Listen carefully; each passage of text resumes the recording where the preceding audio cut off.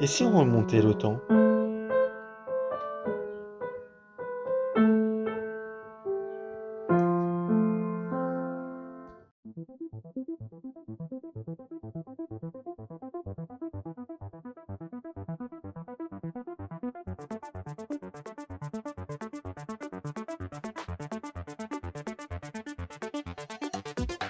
Bonjour à toutes et à tous, bienvenue dans cette 5e émission de Back to News. Pour ce mois de mars, nous vous avons proposé plusieurs thèmes de discussion sur Instagram et vous avez choisi le droit des femmes. À l'occasion de la Journée internationale des droits des femmes qui se tient chaque 8 mars, nous avons alors choisi d'aller pour vous à la rencontre du collectif Nous Toutes. Le collectif Nous Toutes est né en juillet 2018 de la volonté de créer une déferlante réunissant toutes les forces possibles pour dénoncer les violences sexistes et sexuelles. Avec plus d'une femme sur 2 en France qui a déjà été victime de harcèlement ou d'agression sexuelle, il s'agit effectivement d'un sujet toujours d'actualité. Et parce que nous sommes tous et toutes concernés, c'est avec engagement qu'Aurélie et moi sommes présentes à ce jour à la Cité Audacieuse, lieu parisien par excellence de liberté et de sororité, pour un moment de partage, de discussion avec Pauline et Diane, membres du collectif. Bonjour Pauline et Diane, merci de nous accorder de votre temps. Pourriez-vous, pour commencer, vous présenter et nous expliquer votre rôle au sein du collectif? Parce qu'on n'a pas de porte-parole. En fait, on a décidé que la voix de chaque femme était à égalité. Et donc, un porte-parole induirait nécessairement une forme de supériorité ou de prédominance d'une voix. Donc, on a préféré... C'est ce que vous ne voulez pas. C'est ce qu'on veut pas. On veut pas reproduire du tout de forme de hiérarchie et donc de pouvoir qui sont la cause principale des violences sexistes et sexuelles. Et puis, notre rôle au sein du collectif, il est multiple. Il est de gérer à la fois des volontaires, de mener des actions, de gérer la presse, de parler aussi avec d'autres assos, puis aussi de peser tant bien que mal sur les politiques et notamment sur le gouvernement pour qu'enfin on ait une politique à la hauteur du problème. Voilà. Quelles sont les grandes dates et les grandes étapes en fait qui ont amené à la création de ce collectif et ensuite qu'en est-il aujourd'hui? Est-ce que vous avez plus ou moins atteint ce que vous aviez pensé au départ? Ça va faire maintenant 4 ans et demi. Ça a émergé en fait suite à tout ce qui a été la déferlante de témoignages sous le hashtag MeToo, qui avait été repris parce qu'il avait été lancé en 2011 par une militante afro-femme des droits civiques américains qui est Tarana Burke. Et donc c'était en novembre 2017 et ce qui s'est passé, ce qui était assez déstabilisant pour nous militantes féministes, c'est que le 1er novembre 2017, on était à la place de la République à Paris et on pouvait même pas parler de marche ou de manifestation tellement il y avait peu de monde. Donc quelques semaines juste après tous ces témoignages, on était juste un petit rassemblement, place de la République. Et le 8 mars qui a suivi, donc en 2018, c'était à peu près pareil. Donc pas mal à la fois d'incompréhension, de déception, parce qu'on disait mais voilà, on a cette opportunité pour une fois de parler des violences sexistes et sexuelles. Et puis en fait dans la société réelle, palpable, 3D on va dire, rien ne se concrétise alors qu'on voyait la marche mondiale des femmes aux États-Unis, le 8 mars en Espagne qui était juste exceptionnel et beaucoup d'incompréhension. Et à ce moment-là en fait début 2018, Change.org va réunir les 5 personnes dont les pétitions ont récolté le plus de signatures. C'était 5 femmes. Il y avait Caroline De Haas, Madeleine Da Silva, Laure Salmona, Fatima Benomar, et notamment Caroline et Madeleine qui vont en parler et lancer l'idée de cette déferlante pour le 25 novembre 2018. Et à partir de là, il va y avoir surtout une grande réunion à la Bourse du Travail. C'était en septembre avec cet objectif d'une part au départ de mettre cette question-là parce qu'on n'en parlait pas du tout dans la société. Et puis après, les choses se faisant, on a commencé à dire il faut vraiment sensibiliser sur ce que sont les violences sexistes et sexuelles. Qu'est-ce que c'est un viol? Qu'est-ce que c'est une agression sexuelle? Quelles sont les obligations des employeurs? que fait l'État ou que ne fait pas l'État, où on est dans les dispositifs pour protéger les femmes. Et voilà, c'était vraiment les objectifs qu'on s'était fixés. On a réussi en partie grâce aussi au collage Féminicide Paris. Notre déception, c'est qu'on a eu un gouvernement qui n'a pas avancé sur ces questions. On est beaucoup moins optimiste. D'où la nécessité de continuer à mener encore ces actions-là. D'où, de continuer, là, avec un collectif, enfin, une coordination qui s'est élargie, renouvelée, avec, on va dire, du sang frais et de l'énergie nouvelle, et ça fait du bien aussi, parce que au tout départ, on était 10. Pas beaucoup. Donc beaucoup de tension, beaucoup de fatigue, et puis aussi de déception quand vous voyez que vous faites une première marche en 2018 qui réunit 50 000 personnes à Paris, et que vous avez un tout petit tweet le soir du président de la République, alors qu'il n'y a jamais eu une manif de cette ampleur à Paris avant. C'était un peu la douche froide, et en fait on a surtout, comme je disais, 2 objectifs qui vont un peu impulser nos actions. C'est à la fois sensibiliser et puis peser, on va dire, dans le débat public et politique. Sur la sensibilisation, ça va être surtout des formations qu'on met en place via nos réseaux sociaux, ou via aussi en intervenant dans des colloques, des choses comme ça. Alors, on a pas mal de formations qui sont à la fois, par exemple, sur la culture du viol, sur les, on va dire, les violences sexistes, sexuelles en général. Les formations, oui, la culture du viol, il y a plusieurs niveaux de formation sur les violences sexuelles. Il y a des formations sur l'histoire aussi des violences, l'histoire, et puis après des thématiques un peu plus particulières comme tout ce qui est différence entre conflit et violence, la communication non violente, des choses comme ça. Et puis on en thématise un peu certaines. Il y a eu certaines qui étaient dédiées spécifiquement, par exemple, aux jeunes. Voilà. Oui, c'est ça. En fait, on a des formations qu'on renouvelle, qu'on fait régulièrement, et puis après des choses un peu plus ponctuelles sur des thématiques qui sont peut-être en rapport avec l'actualité.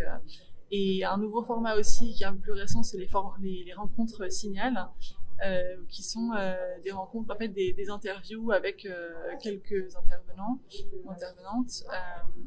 Et là, du coup, ça varie à chaque fois. À chaque fois, il y a un thème qui est choisi en fonction des intervenantes. Parce que c'est vraiment en faisant, pour le coup, monter ce niveau de conscience sur... Il y a encore, juste avant MeToo, une main aux fesses.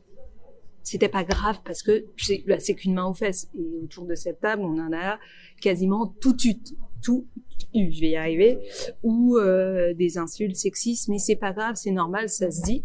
Et aussi vraiment sensibiliser pour que les citoyens et les citoyennes agissent, interpellent les gens, notamment les politiques, sur ces questions-là. Et donc ces formations, on les complète par soit la grande marche qu'on fait tous les ans aux alentours du 25 novembre, qui est un peu l'action, enfin dire, emblématique de nous toutes, et puis d'autres actions plus d'interpellation ou de revendications très militantes, notamment on a été celles qui ont organisé des rassemblements contre la nomination de Gérald Darmanin et de Éric Dupond-Moretti en juillet 2020. Ou les Césars, on était dans le collectif qui organisait la manifestation contre les Césars il y a 2 ans, contre Roman Polanski. Et on voit aujourd'hui que ça joue, parce que maintenant on a eu les Césars là il y a quelques jours, et là on voit les grandes évolutions. Voilà. On a réussi à avoir un comité de direction des Césars qui était paritaire, et on voit la différence. Pour le coup, voilà.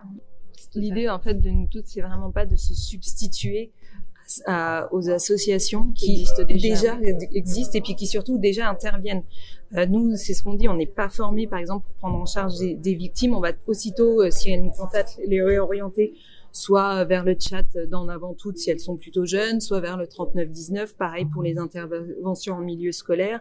C'est une formation, moi je suis pas enseignante, je serais incapable de même s'il m'est arrivé d'expliquer à ma nièce comment on faisait les bébés, je pense que j'aurais un peu du mal pour le coup à avoir une classe même de collégiennes devant moi et à dire à être pédagogue, quoi. Un rôle vraiment d'information, de redirection quand vous faites face à des personnes victimes, etc. Et de faire émerger ces ces questions-là dans le débat public, même si cette campagne présidentielle, pour l'instant, aborde peu la question, on va dire.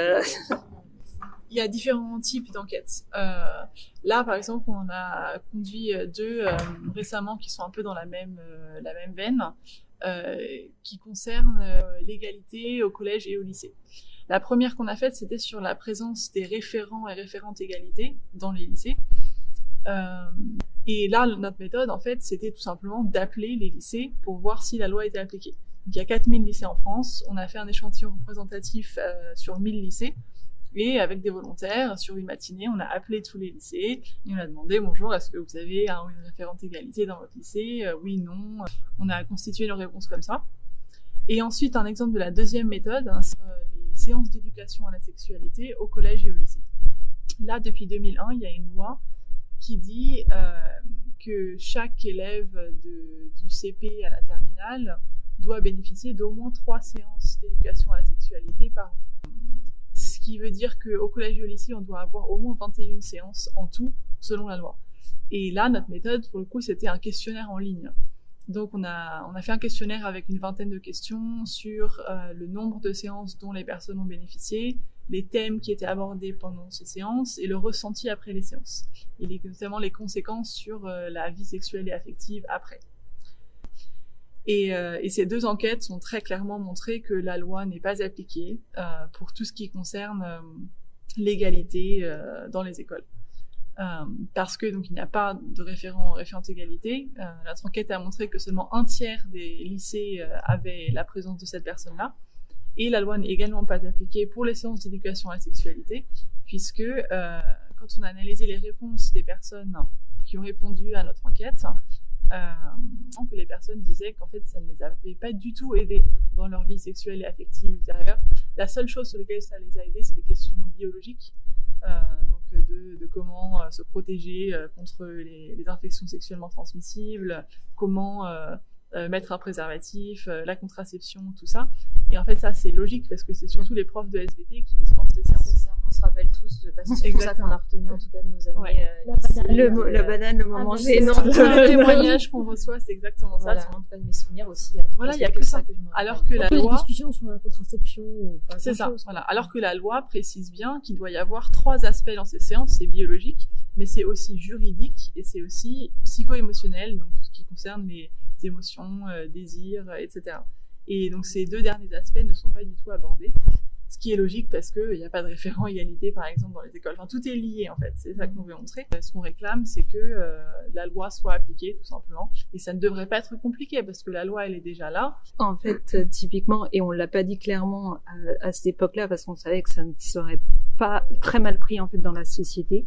Si on se fixe uniquement sur la question du consentement, on peut estimer qu'il y a plus de 80% en fait de femmes qui ont subi un viol du fait de rapports, parce que il y avait de la pression, parce que des choses comme ça. Mais arriver en 2019 encore et dire en fait voilà l'état réel des choses, il y a plus de 80 femmes qui en fait en France en âge d'avoir des rapports sexuels ont subi parce qu'il y a de la pression, parce que machin, parce qu'il faut faire comme ça, une forme de violence sexuelle. Qu'est-ce que tu aimes, qu'est-ce que tu veux? Et typiquement dans les heures à la sexualité, c'est une éducation 100% hétéro. La question de la sexualité des personnes lesbiennes, gays, des personnes trans, des personnes bisexuelles n'est pas du tout abordée par exemple. Ça c'est un autre problème aussi. Ouais, on a posé la question dans l'enquête de savoir quels étaient les sujets abordés, et donc on pouvait cocher différentes réponses, et notamment est-ce que vous avez abordé les questions d'identité de genre, d'orientation sexuelle? C'est très très peu, hein, franchement. Et puis pour avoir une fois parlé avec une des représentantes du planning, elle me racontait qu'ils avaient eu le témoignage d'une jeune collégienne qui leur expliquait qu'elle avait bien ces 3 séances d'éducation par an dans son collège. Super. C'était assuré par un prêtre. Ah oui. Voilà, donc c'est pas uniquement la question du nombre de séances, c'est la question du contenu, et c'est pour ça que dans l'enquête c'est vraiment focalisé sur les 2. Comment les informations sont transmises aussi, parce que ça peut très rapidement tourner à de l'endoctrinement, de la propagande anti-avortement, tout ça. C'était faut même pas mettre de préservatif puisque les rapports sexuels ne peuvent avoir lieu qu'après le mariage. Ouais. Va te construire après dans ça. Voilà.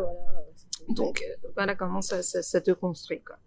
Et avant ça, on avait fait d'autres enquêtes, mais qui montrent un peu pour le coup l'évolution, c'est-à-dire qu'on était vraiment sur montrer en fait l'ampleur des violences sexistes et sexuelles. Et les deux premières qu'on a faites, c'était ce qu'on avait appelé entendu à la mairie et entendu à la rédac, pour faire état des violences sexistes, sexuelles qu'avaient subi par exemple tout ce qui est attachés parlementaires, les femmes dans les mairies, dans les conseils généraux, des choses comme ça, et puis également toutes les journalistes qui ont subi dans les pages Instagram, je crois, dédiées à ça, ce que peuvent subir les journalistes femmes dans les rédactions. Et là, on est passé sur soit de la contestation avec prends ma plainte en disant non, en fait l'accueil dans les commissariats et gendarmeries ça va pas du tout, à des regardez, en fait la loi n'est même pas appliquée, quoi. Voilà, sur l'éducation et les référents égalité, quoi. D'accord, oui, ça en revenait à une de nos questions où on se demandait qu'est-ce que vous souhaiteriez, vous, aujourd'hui, ce que vous souhaiteriez demander au gouvernement. Mais en fait, c'est ça, c'est que la loi déjà soit appliquée, même pas forcément de créer de nouvelles lois, c'est déjà que celle-ci soit appliquée. Et encore une fois, comme la formation, elle soit bien faite, enfin, en tout cas, que ce soit des... Surtout que on a fait quand même 5 ans avec un emballement législatif sur la question des violences sexistes, sexuelles. On a eu la loi Schiappa en 2017, on a eu la loi Couillard, on a eu les 2 lois qui sont sorties, Pradier et puis je sais plus l'autre nom, suite aux violences, au Grenelle des violences sexistes, sexuelles. Donc en fait, on a eu un emballement législatif. Se dire c'est bien, mais en même temps dire qu'on va mettre des bracelets anti-rapprochement, qu'il faut faire bénéficier, mais ça c'est déjà prévu par les ordonnances de protection qui sont via la loi de 2010, et donc si elles sont pas financées, on se retrouve avec 1500 téléphones grave danger face à 216 000 femmes victimes de violences de leur conjoint ou ex-conjoint, et ça fait, je crois qu'on avait calculé à l'époque, ça faisait, je crois, 0,04% qui pouvaient avoir accès à un téléphone grave danger. Quand on parle des bracelets anti-rapprochement aussi, le gouvernement a fait une énorme communication autour de ça. Finalement, il y en a 600, je crois, 500 qui ont été mis en service l'année dernière, contre 220 000 femmes victimes de violences conjugales. En fait, il n'y a vraiment aucune proportion. C'est énormément de communication et finalement rien dans les faits. Voilà, on peut pas dire qu'on sait pas. On peut pas dire qu'on sait pas ce qu'il faut faire. Il suffit de la volonté et du budget pour de l'appliquer. Parce que c'est quand même des mesures qui ont été mises en œuvre en Espagne, qui ont été mises en œuvre au Canada et qu'on a des exemples. On sait que ça marche. On sait que ça marche, quoi. Mais il y a un gros problème gros problème. Il faut de toute façon là, on va dire. Quand il y a les violences, les prendre en charge, s'occuper de la victime, lui assurer un suivi judiciaire, psychotrauma, etc., etc. Mais en fait, c'est un peu alors là, pour le coup, nous, on leur dit de mettre un gros bandage sur la plaie qui est béante et qui coule tout le temps. Mais en fait, ce qu'il faut faire, c'est faire arrêter cette plaie de couler. Et ça, on peut y arriver, encore une fois, que par de la prévention. Si on apprend au gamin, c'est quoi en fait son corps, que tout le monde n'a pas le droit de toucher à son corps, c'est quoi quand ils sont plus âgés, le consentement, le respect de l'identité de genre, en fait, on a tout gagné en fait, parce que eux ne reproduiront pas les comportements qu'ils ont vus chez les adultes en fait, et que la société leur a imprégné en plus. Je me demandais aujourd'hui, c'est quoi être féministe en 2022, en considérant qu'il existe plusieurs formes, plusieurs types de féminisme, mais en tout cas selon vous. Pour moi, le féminisme 2022, il peut pas se définir si on prend pas en compte en fait tous les acquis qu'ont obtenus les féministes avant nous, que ça soit sur l'égalité salariale, que ça soit sur l'avortement, des choses comme ça. Elles nous ont permis aujourd'hui d'aborder ces questions-là de violences sexistes et sexuelles. Quand moi je disais oui, je suis féminisme, je travaille hors norme, quoi. Ah ouais. Donc t'as des mal vu, hein. Toujours les femmes détestent les hommes, voilà. etc. Donc t'es lesbienne? Non. Il n'y a pas de corrélation, c'est pas automatique. C'est vrai qu'il y a tout, il y avait tout des préjugés ou en tout cas des stéréotypes sur ça et sur le fait que du coup vous aimez pas les hommes, vous les supportez pas. C'était même non, ça passe beaucoup mieux, on va dire, de dire je suis féministe. Parce qu'avant on disait je suis pas féministe, mais je suis plutôt égalitariste. Peut-être du coup que les femmes osent plus maintenant se définir comme telles puisqu'elles se sentent soutenues. Il y a de plus en plus de personnes qui aujourd'hui énormément qui l'affirment haut et fort et puis sans tabou, sans crainte. Et puis une prise de conscience aussi de en fait on a toujours des problèmes d'égalité salariale, on a des problèmes de violence sexistes et sexuelles, on a des problèmes d'accès à l'IVG. Donc il y a aussi cette prise de conscience et en fait d'une génération qui a été élevée moi qui suis trentenaire dans les années 90, c'était en fait fille-garçon c'est pareil quoi. En fait non parce qu'une fois qu'on a passé la porte de la maison, c'était pas du tout pareil quoi. Donc dire qu'on est féministe c'est bien, mais être féministe c'est pas juste dire qu'on l'est, c'est connaître des définitions, la réalité des faits, l'intersectionnalité, comme disait Pauline, comment ça se passe et tout ça, et ensuite agir sur ces choses-là. Et on voit aussi pareil la différence sur Hulot, quand l'hebdo a sorti en 2018, et puis là, parce que il y a eu beaucoup d'attaques contre l'hebdo en disant ils ont pas bien mené leur enquête, machin, il y a pas de victimes qui témoignent, je vais y arriver, à visage découvert ou de façon nominative. On savait tous que c'était vrai et pourtant on a eu quand même une secrétaire d'État à l'égalité femmes-hommes qui a été dans les médias pour dire que non, tout allait bien, que c'était un bon père de famille. Voilà. C'est vrai que du coup quand ça touche des hommes si importants comme ça, comme DSK, comme Nicolas Hulot, c'est qu'il y a une partie en tout cas de la société qui va se dire mais c'est parce que c'est un homme important, on veut que du coup il redescende, on lui veut du mal, etc. Alors que en soi il y a eu des victimes en tout cas. Donc c'est... En 2011, on a été jusqu'à dire que l'agression avait eu lieu dans un hôtel particulier de New York, que cet hôtel-là était de la chaîne de telle entreprise, que le dirigeant de cette entreprise, en fait, c'était un ami de Nicolas Sarkozy, et donc que c'était un complot parce qu'il savait que DSK allait tomber.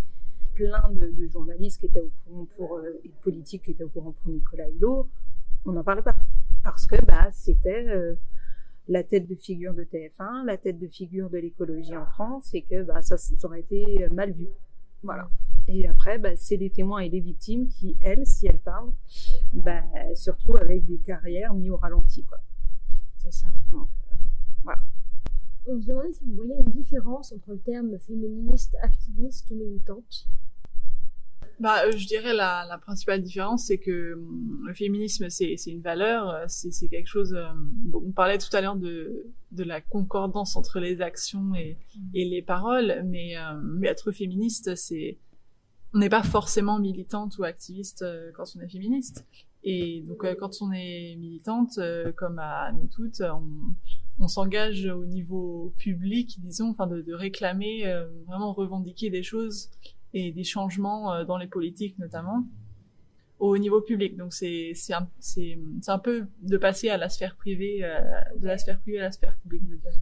Ouais, du comportement un peu personnel ou individuel à quelque chose de plus large dans la société. Et puis après, je dirais que les activistes, ça va plus être comme moi et Diane, des personnes, je vais pas dire plus dans l'organisation de ces mouvements qui demandent du changement, qui font en sorte que la société se mobilise aussi pour avoir ces changements-là.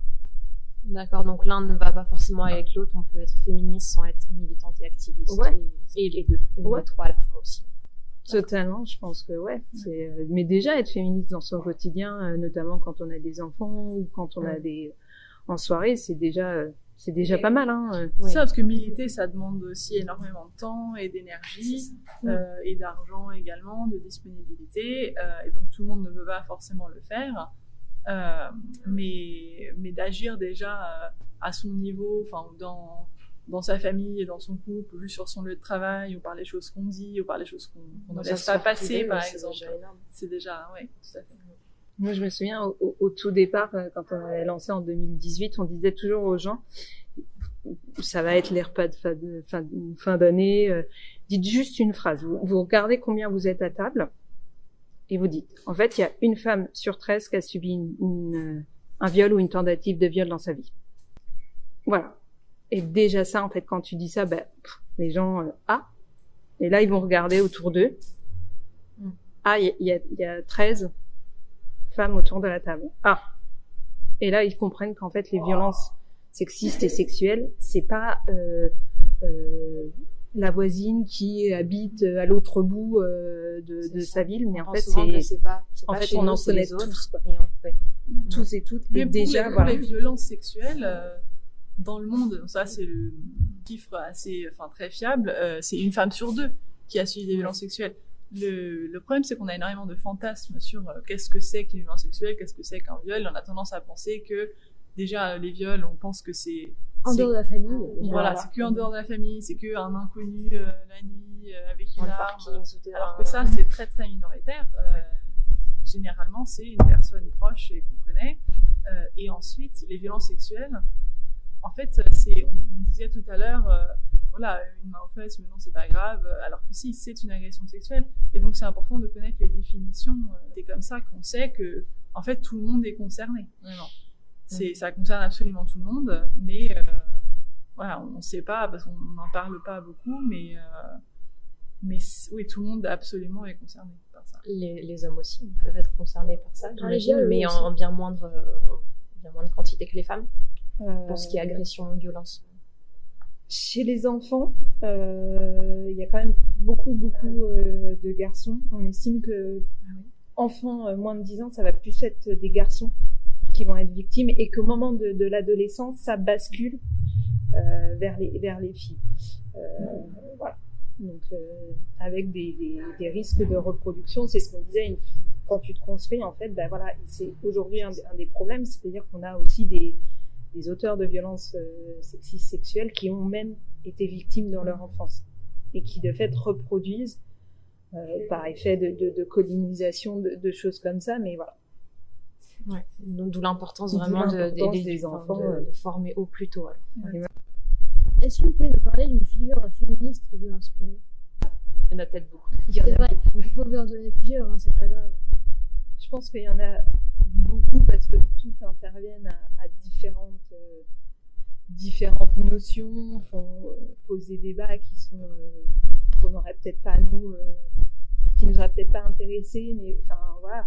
Moi je sais que j'adore Gloria Steinem, parce que je suis journaliste, voilà, c'est un peu ma bête, celle qui m'a fait me poser des questions.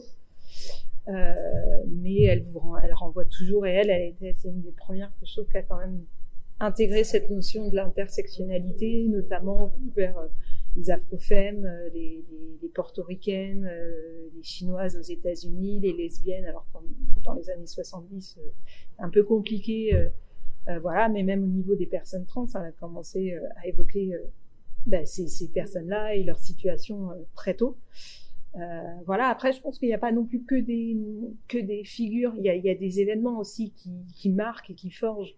Alors moi, je sais que, par exemple, en 2011, pareil, c'était 2010, l'affaire de Rochdale en Angleterre, mais ça a été l'hécatombe. Et pour le coup, là, c'est une affaire qui montre totalement les défaillances de la police des services sociaux, et qui, une fois que ça a été divulgué, pour le coup, a impulsé vraiment des changements au sein de la prise en charge des victimes, quoi, et de leur parole surtout. Tu as une figure, toi, Diane, qui t'inspire Bon, c'est un peu plus récent, mais je vais en parler parce que je viens de lire son livre, Alice Coffin.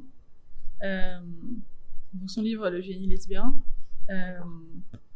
Et elle parle surtout des questions LGBT et lesbiennes, et notamment de l'importance d'avoir des modèles, des personnalités notamment, qui font leur coming out publiquement, qui parlent de ces questions-là publiquement.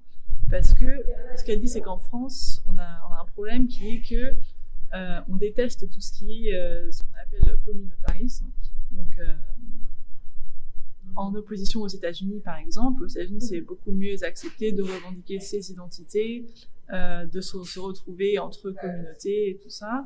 Alors qu'en France, c'est vraiment la République indivisible. Et on a le sentiment que revendiquer une identité, ça divise. Ce qui n'est pas du tout le cas, parce que c'est extrêmement important de voir la réalité des faits et que certaines communautés sont discriminées. Et c'est pas en niant ça que les discriminations vont se résoudre. Et là, je pense qu'on a parlé de deux femmes journalistes, écrivaines, mais une Beyoncé, une Emma Watson, ça aide tout autant.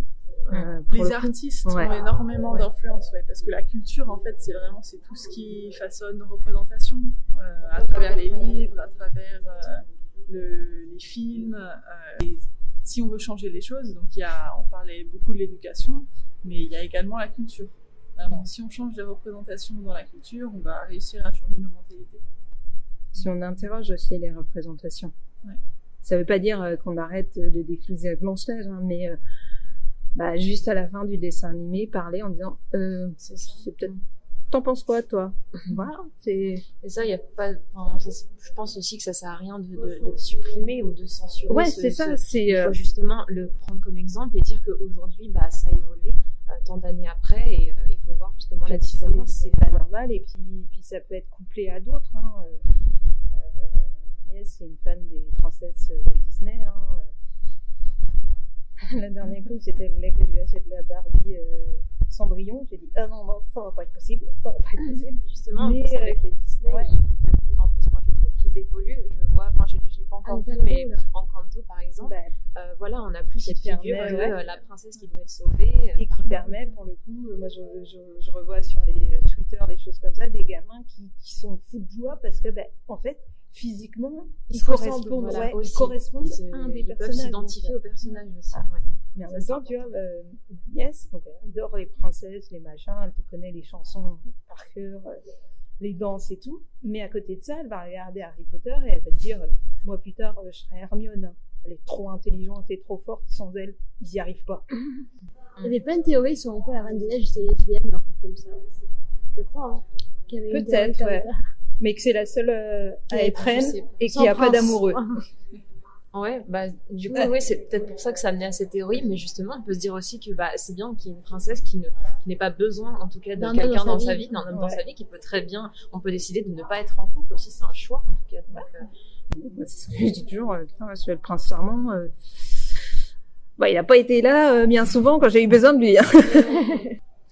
Du coup, on avait une dernière question, ou peut-être deux dernières questions. On en a déjà un petit peu parlé sur la culture du viol. On entend depuis un certain temps déjà en fait cette expression. Donc c'est une expression qui est apparue aux États-Unis, mais en France, c'est le sociologue Éric Fassin qui va être le premier en fait à commencer à en parler dans un article scientifique qui date de 97. Donc ce qui est quand même, c'est pas tout récent non plus. Et voilà, on voulait vraiment revenir sur cette notion de comment l'expliquer et surtout comment ça se fait que ça soit encore aussi ancré aujourd'hui dans notre société et notamment dans la sphère privée avec les questions des violences conjugales. En fait, ça remonte à tellement longtemps et Mathilde Larère, elle l'explique très bien pour le coup dans son bouquin Rage Against the Machisme, où elle explique en fait que tout part de quasiment la Révolution française, c'est-à-dire qu'en fait on a fini avec les privilèges dire de classe entre guillemets, on n'a pas vraiment fini, mais par rapport au roi, par rapport à la noblesse, mais pour en réinstaurer en fait aussitôt les hommes qui se sont accaparés le pouvoir et à partir de là, cette notion de pouvoir donne la possibilité en fait d'utiliser les autres. D'accord. Et voilà. Et donc typiquement les femmes, les enfants qui étaient considérés comme des sous-citoyens, des citoyennes. Et à partir de là, tout s'est construit sur ça, et c'est ce qu'on disait par rapport aux enfants. En fait, ça s'est reproduit. C'était logique de mettre ce qu'on a appelé le droit de cuissage pendant des années et des années. En fait, ça s'est reproduit et ça en est arrivé dans les sphères politiques. C'est normal de mettre une main aux fesses à sa collaboratrice qui travaille pour vous. Oui, c'est quand tous les comportements, les représentations sexistes, stéréotypes de genre sont acceptables et en fait ça veut dire qu'il y a un continuum des violences on part de quelque chose qui a l'air totalement inoffensif, comme des blagues sexistes, par exemple. On se dit, non, mais c'est pas grave, c'est juste une blague. Mais en fait, ça évolue selon un même fil rouge. On va passer des blagues à des remarques, à des insultes, après même du harcèlement, des coups, le viol, et puis le féminicide, après, c'est l'aboutissement de cette pyramide. Et en fait, on peut se dire que le féminicide et les blagues sexistes, ça n'a aucun rapport, mais en fait, il faut voir que ça fait partie d'un continuum. Est-ce que vous auriez un dernier message à faire passer Si vous aviez un message de tolérance ou autre, même pas, voilà, peut-être personnel aussi. C'est important de faire la grève pour dire qu'on en a marre et que c'est pas acceptable et que voilà, tous les jours à 15h40, c'est comme si on n'était plus payé. Donc, il faut faire quelque chose. Puis, je pense que là, à nous écouter, on se dit, ouais, c'est facile. Non, ça sera pas facile. Ça sera pas facile. Faut toutes et tous, surtout les hommes, cisgenres, qu'il y ait une remise entre guillemets en question de leur comportement au quotidien. Donc, ça sera pas facile. Ça prendra du temps. Ouais, comme nous, par rapport, en tant que femmes dites valides, par rapport aux femmes handicapées, par rapport aux femmes racisées parce qu'on est blanche. Enfin, voilà, ça va être compliqué, ça va pas être facile, ça va être, voilà, je pense qu'on va en chier. Mais en fait, au bout du compte, c'est ce qui va permettre en fait à des gens, des femmes, des enfants, des personnes LGBTQI+, de vivre vraiment. Et de pas, entre guillemets, survivre parce que quand on passe une porte, on risque d'être violé, on risque d'être agressé sexuellement, on risque d'être insulté, sans raison valable. Nous remercions Pauline et Diane d'avoir accepté de participer à cette interview et de consacrer du temps pour notre émission et pour cette cause. N'oublions pas que la journée internationale des droits des femmes, ce n'est pas qu'un jour dans l'année, mais une lutte constante, tous les jours. Il est malheureusement déplorable de constater que de nos jours, les femmes sont encore victimes de nombreuses discriminations, inégalités et violences au travail, dans leur couple ou même dans la rue au quotidien. Nous vous rappelons que vous n'êtes pas seul et que si vous êtes victime de violences conjugales, un numéro a été mis en place. Il s'agit du 3919. Ce numéro est disponible 24 heures sur 24 et 7 jours sur 7. Si vous êtes victime d'un viol, allez au plus vite au commissariat le plus proche pour déposer une plainte. N'hésitez pas à demander de l'aide. C'est vous les victimes. Ce ne sera jamais de votre faute. Nous vous croyons.